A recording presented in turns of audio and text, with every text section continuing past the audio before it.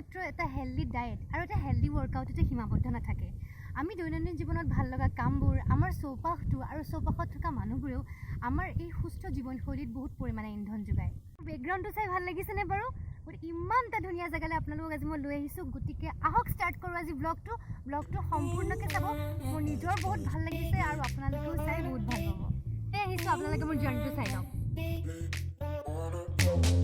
Chanaka Nature Camp বা Chanaka Eco Camp গুৱাহাটীৰ পৰা এপ্ৰক্সিমেটলি 38 কিলোমিটাৰ দূৰত্বত অৱস্থিত গমাৰিগুৰিত আৰু চন্দ্ৰপুৰৰ ৰাস্তাটো হৈয়ে ইয়ালৈ যাব লাগে।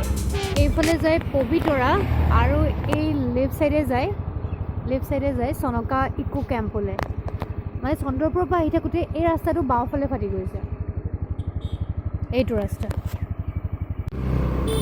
আমি কি ৰাস্তা দি আহিছোঁ, মই নিজে কনফিউজ হৈ গৈছোঁ এইটো ৰাস্তা হয়নে নহয়।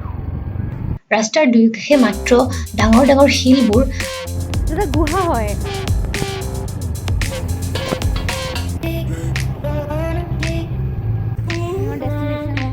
পাবহি হৈছে, চাৰিওফালে পাহাৰ, মানে সেইটো ৰাস্তা দেখিছে, মানে এনেকুৱা আপ এণ্ড ডাউন ৰাস্তাবিলাক। আৰু এইখন ব্ৰহ্মপুত্ৰ। অকণমান ৰাস্তা খোজকাঢ়ি যাওঁ, কাৰণ ৰাস্তাটো দেখিছে ইমান ভাল নহয়, বহুত আপ এণ্ড ডাউন। গতিকে ভিডিঅ'বিলাক বহুত শেক হৈছে মোৰ, যদিও মই বহুত চেষ্টা কৰিছোঁ ভালদৰে বনাবলৈ। সেইফালৰ পৰা আমি আহি আছোঁ, সেইফালৰ পৰা সেইফাললৈ যাওঁ। কিবা প্ৰাচীন জেগাটোত অহা নিচিনা লাগিছে। ইমান মস্ত ইমান প্ৰকাণ্ড শিলৰ মাজৰ এটা যেন প্ৰাচীন ক'বা জেগা এডোখৰলৈ আহিছোঁ।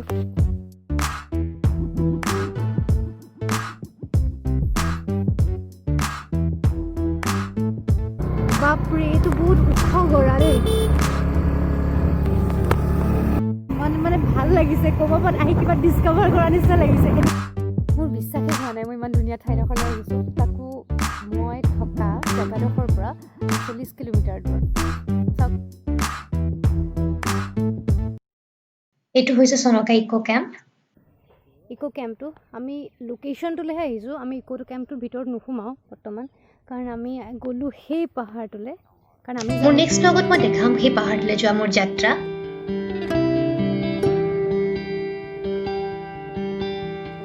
মোৰ এনেকুৱা লাগিছে বালিচৰত যেন কোনোবা আৰ্টিষ্টে আৰ্ট কৰি থৈছে।